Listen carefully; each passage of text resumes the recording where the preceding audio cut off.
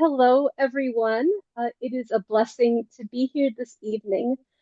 This workshop is the Enneagram for Spiritual Transformation and Liberation. My name is Christina Nelson. I use she, they pronouns, and I'm a certified Enneagram teacher and a spiritual director. I live in Williamsburg, Virginia, and attend St. Stephen Lutheran Church in downtown Williamsburg, where my husband serves as the pastor there. Ooh. And this is going to be a very short workshop. As you know, we only have about 30-ish minutes, which is really not enough time to give this topic the level of depth that it needs and deserves. So please consider this workshop a bit of like an appetizer of what the Enneagram really is and how at its heart, it is a tool for transformation and liberation. If you have questions during the presentation, please feel free to send them into the chat. I'm going to do my best to save some time for that.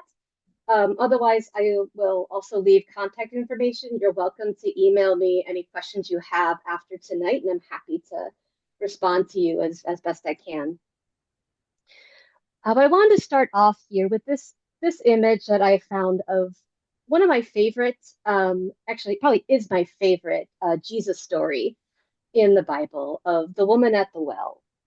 I don't have time to do a whole deep dive into that story, but hopefully you are at least familiar with the story of Jesus meeting the Samaritan woman at midday at a well in John chapter 4, where he breaks intersectional boundaries of gender and race and cultural norms to have a conversation with this woman where he offers her living water. And the woman said, "Sir, give me this water so I won't ever get thirsty, won't ever have to come back to this well again." And Jesus, the ultimate spiritual director, and I would argue an Enneagram teacher in his own right, saw the woman, saw who she was, mirrored for her the truth, the shame that the world has put upon her, the shame that she has hidden from her through her life. And at the end of that encounter, nothing about her circumstances have changed, but she walks away from that encounter with Christ, transformed and liberated, and sharing that with others. I'll circle back to why that's important, but that is really the goal of this workshop is to help us find similar experiences for our own transformation and liberation. Oop, there we go. So what is the Enneagram? And I am curious if you would like to put in the chat if you are familiar at all with the Enneagram or if you're completely new and just wanting to get an introduction here. The Enneagram, you can see the symbol here. That is the symbol that we work with. It is a theory of personality that rather than focusing on our behaviors, rather we focus on our unconscious patterns of thought, emotion, and motivation. This isn't so much about what we're doing, it's really about why we do the things we do. And many of those motivations are lying unconscious and under the surface. It's really digging at how we live our lives on autopilot and reactivity. And it uncovers that for us. So it really lays out these 9 different lenses in which we can make sense of the world around us. Our Enneagram type is cultivated and it's ingrained from early childhood as a means of survival. There's theory out there whether you're born your Enneagram type or if it just develops that nature versus nurture. And I would argue it's really kind of both. I think we are wired as we are born, as God creates us, to react to certain things a certain way and to receive messages in a certain way from the world. And there's also a nurture aspect of our experiences, our identity, our gender, our race, our sexuality, all of these things also help shape us. It's not so, not everything can be explained by the Enneagram, but the Enneagram helps us to kind of unpack the deeper motivations of how we get to where we are. So I'm going to do a very, very, very quick rundown of these 9 types.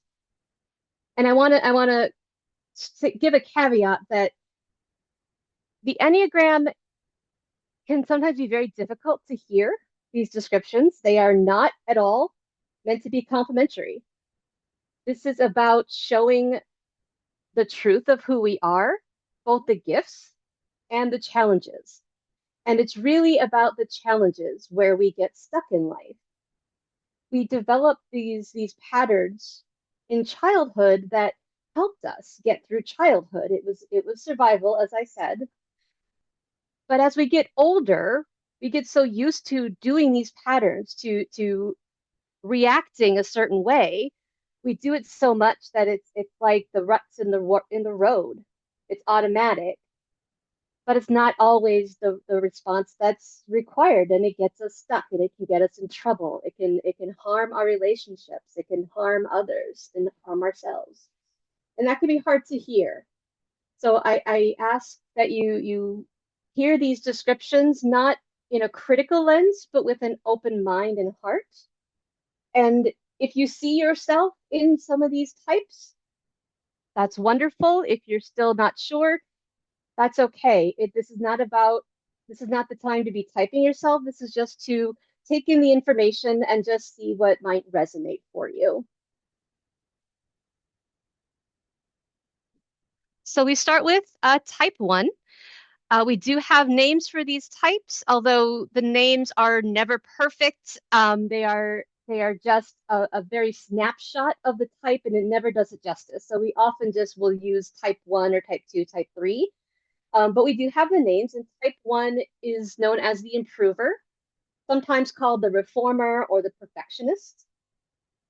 And so type 1s focus on doing the right thing and always being good and always being right. They are moral, responsible, and conscientious. They hold high standards for themselves in doing what is correct, appropriate, or fair, and they expect that others are out there doing the same. They are constantly, that you can see I marked the focus of attention. They are always focused on what is right, what is wrong, or what could be improved. That is their default thing that they are focused on and reacting to. They can be champions of calling out the injustices of the world and constantly working to improve. However, ones can be more critical and judgmental of themselves and others. They can get stuck in anger, although it's really not so much an outward anger. It's really more of a smoldering resentment and irritation that others are not behaving as rightly as they are, or that they are not meeting their own standards.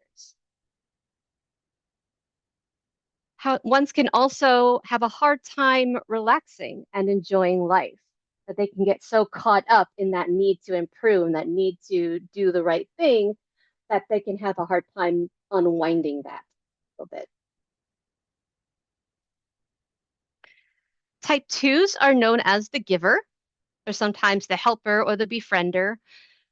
Type 2s are focused on connecting with other people. They are caring and empathetic, which allows them to see what people need and jump in to fulfill those needs. They are highly energetic when it comes to taking on other people's needs and fulfilling them. They are the healers of the world and can be friendly, non-judgmental, and very welcoming. However, because they are so focused on meeting other people's needs and receiving affirmation that they've met those needs and therefore getting the love that they need, they can fall asleep to their own needs and overextend themselves for the sake of others. And they can sometimes become resentful when they don't feel they are being appreciated for all that they do.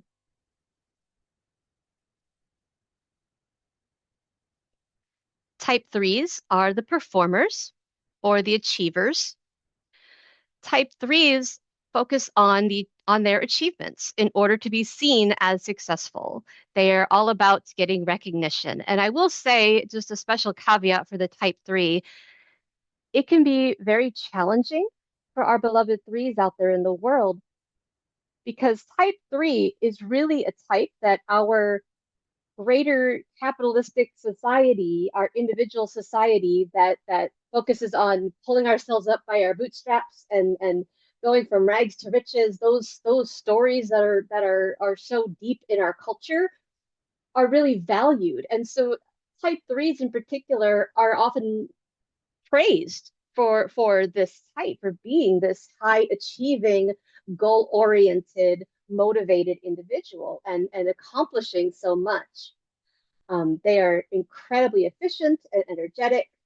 They're the ultimate doers in the world. And that can be a wonderful thing.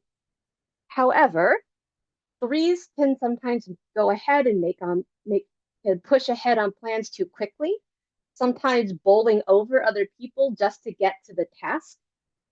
They can have trouble accessing their emotions, and they may let their personal relationships fall behind.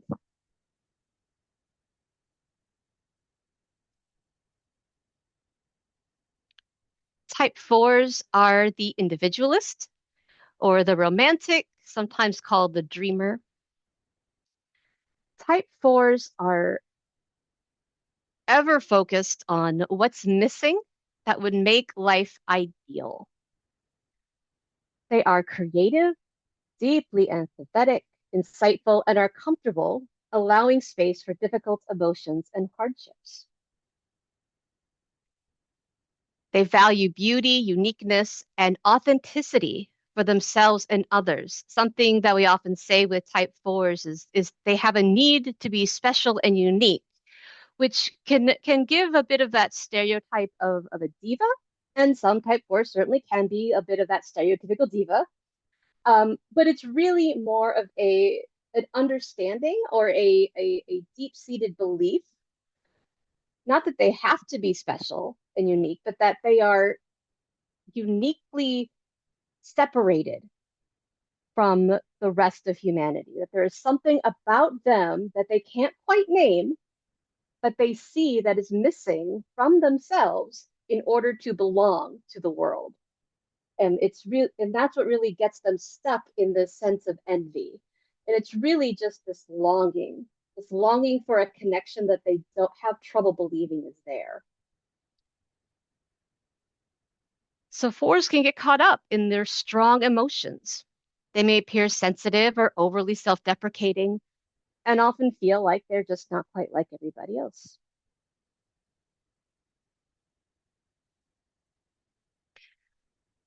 Type fives are the observers. Their focus of attention is around intrusions or what others might expect from them. They also focus on knowledge and personal autonomy. They value privacy and are great at keeping confidence and boundaries. They seek security through competency, which is why being knowledgeable is so important to these observers, or otherwise known as the investigators. They are the sages of the world and can offer stunning insights and wisdom, especially on topics that they have been interested in and have gone on these lovely deep dives with. However, fives can feel burdened by the needs of others because they hold personal autonomy as such a high priority.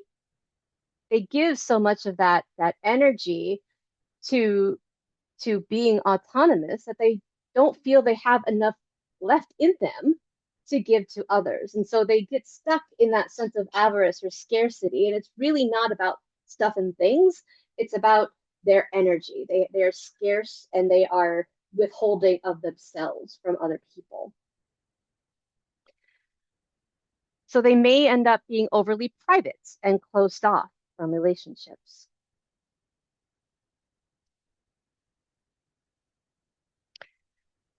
Type sixes are known as the questioner or sometimes the loyal skeptic. Type sixes focus on the dangers of the world and keeping themselves and loved ones safe. So they are loyal friends, they are community builders, they are dependable, and they excel at planning and preparation. They seek security through certainty, even though the world is very uncertain. So they will use their deep intellect to fully understand the ins and outs of any person, place, or situation. Because of this, they can bravely point out flaws in a plan and can help you see the error of those plans.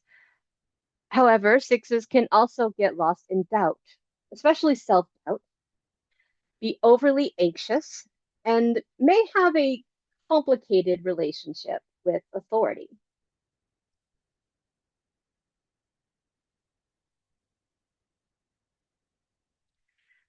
Type sevens are known as the enthusiasts or the epicure. Type sevens are fun loving and positive people that focus on having many options that can make life pleasurable. So they are imaginative, creative, they are quick mental thinkers. And while they may not always be happy, they do believe that their problems are okay or just not that big a deal.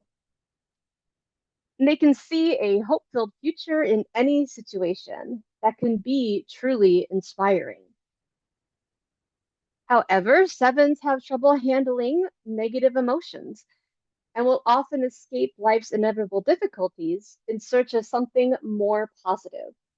And in that search, that's where they get stuck in that sense of what I mentioned in on the slide here, gluttony.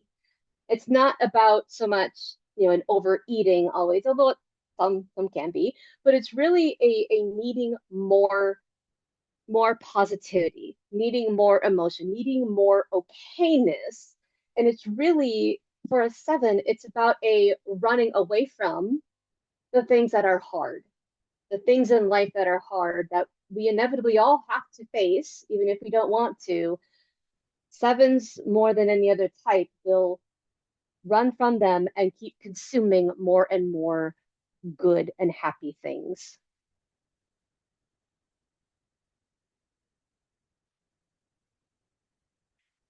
Type eights are known as the protector or sometimes the challenger. Type eights focus on fairness and justice. They protect others and themselves by being strong and powerful. They are often put in charge. They have a natural leadership about them and a lot of energy. When an eight walks into a room, you can almost sense your attention going right to them. They have just some of those powerful presences about them that it's often hard to put into words, but when you feel it, you know it. So while they're often put in charge and are often have a lot of control and want to be in control, it's not so much that they want to have control over other people. What it is for an eight is that they don't want to be controlled themselves. They are very direct, high energy, and they're fiercely loyal to their loved ones. They're often the first to take action against injustice and almost always defend their perceived underdog. However, eights can be seen as direct, blunt, bold, and insensitive.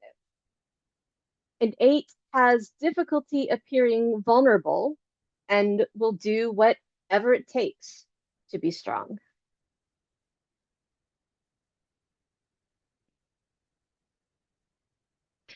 And finally, type 9 is a mediator or the peacemaker. Type 9s wish to create peace and harmony by focusing on other people's wants and agendas. They are warm, loving, and comforting. They excel at seeing other people's points of views and as a result are great at finding common ground among differences. They bring a much needed welcome and acceptance to the world. However, with the type 9's motivation, they are all about keeping the peace. They are all about having harmony. And it's really for themselves. They want that inner harmony where everything is just calm and steady. As a result, conflict is deeply troubling for a 9, as well as decision making and knowing their own wants and desires. They focus on what other people want and following along, going along with their agendas, because that will keep the peace. If a 9 speaks up with some different agendas, some different wants, well, that's going to create conflict. And that is not as important to a 9. So a 9 may run from conflict and difficult decisions by diving into their specific needs of comfort.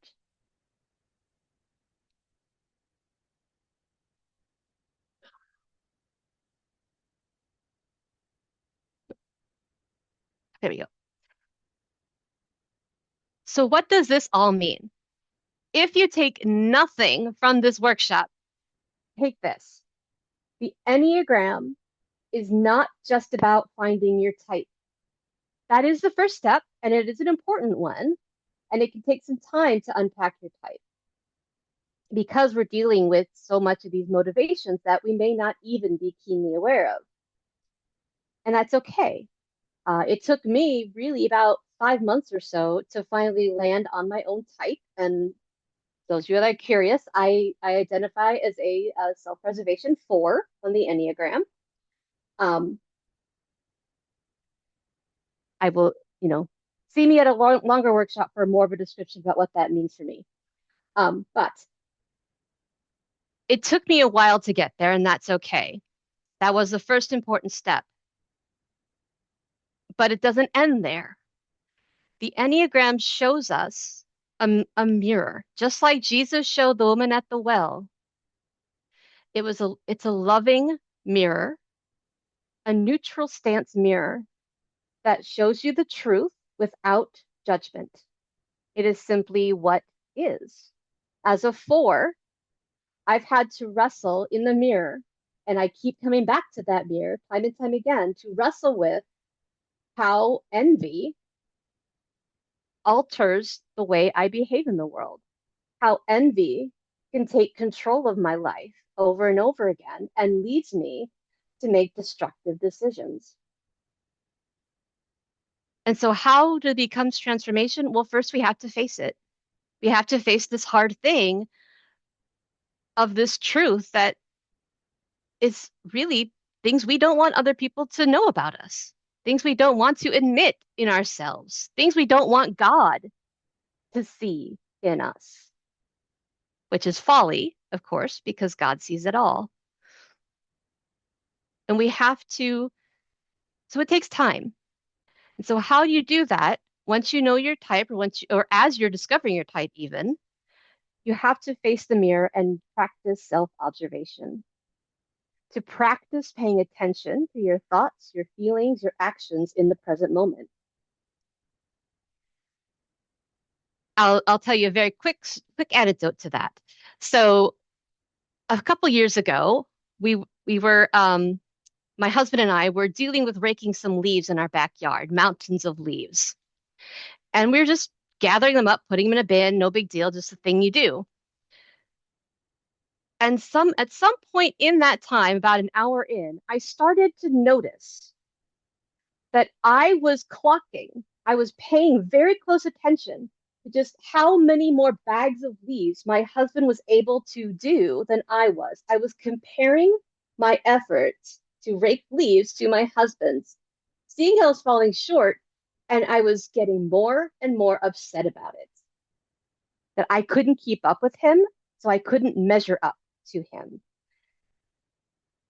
And it was that self-observation, that practice that helped me start to see that, which leads to this practice of self-reflection.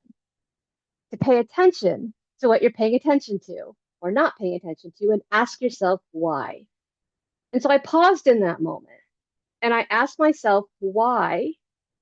Why am I telling myself I have to rake up the leaves as quickly and as well as my husband does in order to be loved. Because that's what I was telling myself. And I had to think about that for a while, which leads to where the liberation can come.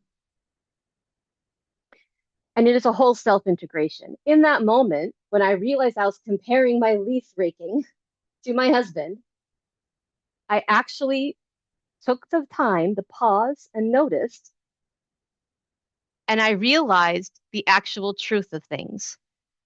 That just my willingness to help and share the load however I can is enough.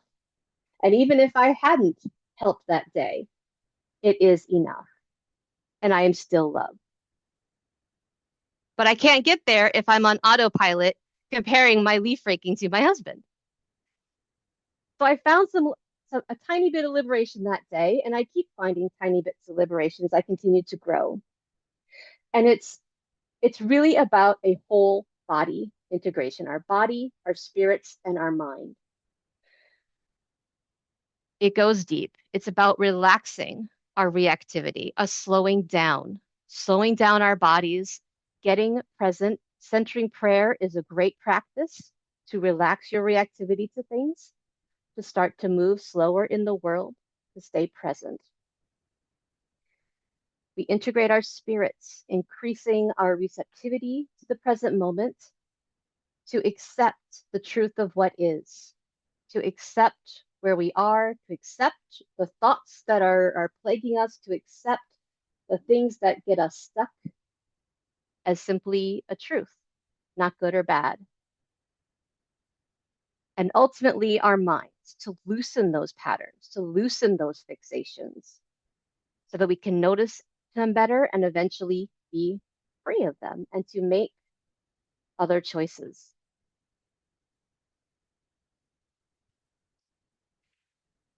I'm doing pretty decently on time, I think, baby, because that is the end of the slides.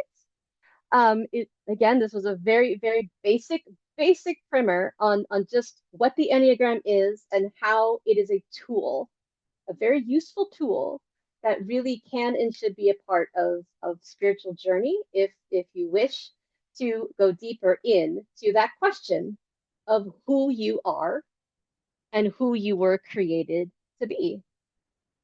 So I have my information here. I'm going to leave it here for just a few minutes here, just so if you want to write it down and get my email to ask me questions, or if you would like to book me for a longer workshop or retreat or spiritual direction or any of these things, I'm happy to speak with you about these things.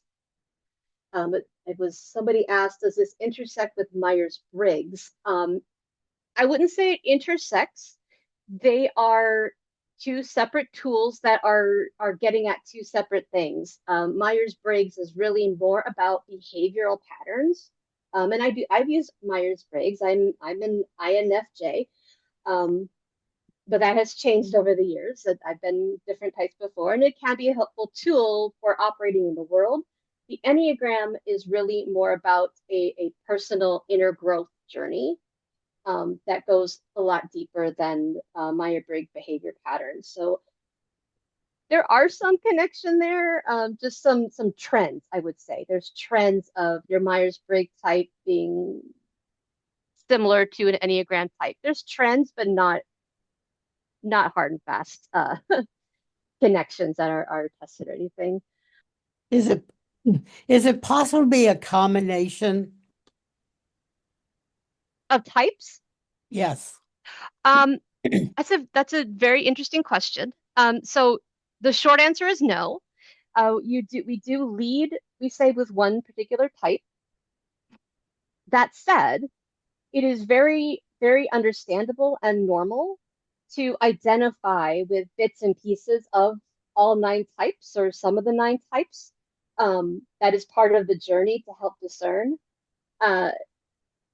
So where people get stuck in, like for example, myself, it's like I said, it took me a while to identify as a four. I wrestled a lot between types four, types one, types three. I identified a lot with that need to be right. I identified a lot with that need to be efficient and to perform.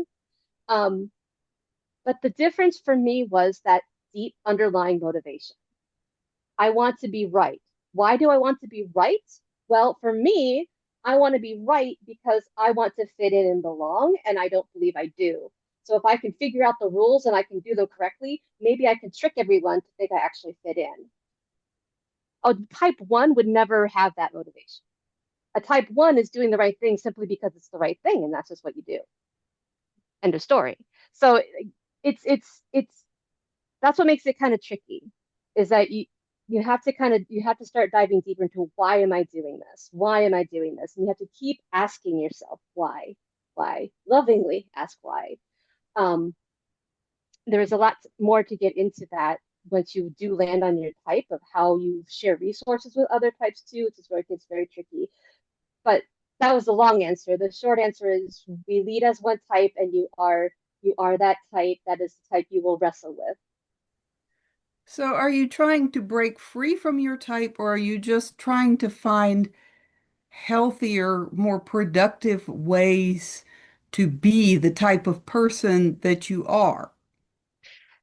That's a great question. Thank you for that. It is really the latter. The goal is not to become a different type. The goal is not to become your type anymore. It is to be the most self-aware, intentional, thoughtful, loving version of that type, to carry the gifts of that type while loosening the things that challenge you, while finding new ways to live when the things that you get stuck in become hard. Um, like for example, again, as a four, I struggle with that comparison trap of comparing myself to other people and not finding ways to fit in. The more I can loosen that and walk into a space believing that I can belong just as I am, the more I'm able to give the gifts of my type of compassion and acceptance for other people. It's making space for the gifts while loosening the challenges. Thank you. Absolutely. Thank you for the question. I invite you to join me all in thanking Christina for sharing her knowledge and wisdom with us tonight. Um, I love the Enneagram and always love hearing it from a new perspective. So thank you so much.